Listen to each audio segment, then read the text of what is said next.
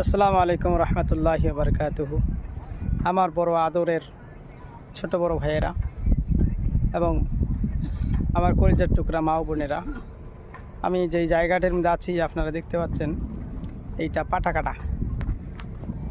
কাটা। এই ধরুন লজঘাট, এই নদীর পানিটা দেখে মানে লোভ সামাল করতে পারলাম না, তাই ভাবলাম একটু মুখটা ধুয়ে যাই। আর কোনো দিন এই সব জায়গায় আসা হবে কি না হবে জানি না, তো জানি না আল্লাহর কি ভুল করেছিলাম, তাই পাটা কাটার মতো জায়গার মধ্যে এসেছিলাম। নদীর পানি যে মুখটা ধুয়ে নেই।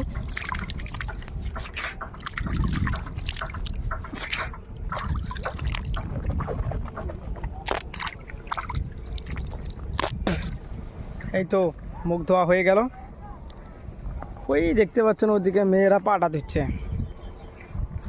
আমাদের মেঘালয়ের ছেলেরা গাড়ি ছাড়া চলে না, আর আমার পাটা কাটার বোনেরা, ছেলেরা গুয়াহাটিতে কাজ করতে গিয়েছে আর বোনেরা পাটা দিচ্ছে। কত পরিশ্রম করে এনারা সংসার চলায় এনারাই জানে। আর আমাদের মেঘালয়ের মা বোনেরা, এনাদেরকে আমরা যত কামাই করে দেই, যত টাকা পয়সা দেই, অবশেষে শুধু একটাই উপহার শুনতে পাওয়া যায় যে তুমি আমাকে কি দিয়েছ? তোমার জীবনে আসার পরে একটা দিনের জন্য কি সুখ দিয়েছ? সারা জিন্দেগি কামাই করে যাদেরকে দিলাম তারা এইসব বলে।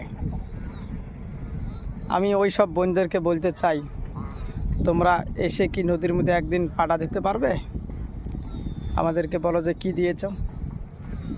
এই কারণে ভাইয়েরা, যারা যাদের বউ এইভাবে বলে, দয়া করে ভিডিওটা শেয়ার করে দিবেন। হ্যাঁ।